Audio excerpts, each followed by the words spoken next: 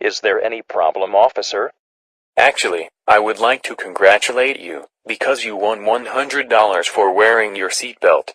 Well, thanks, officer. So, can you tell me what you are going to do with this money?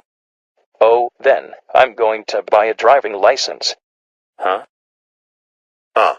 Officer, don't listen to him. He behaves very stupid when he is drunk. What the hell is this supposed to mean? What is all this noise about? What the hell is this? Oh my God, police officer, I knew that.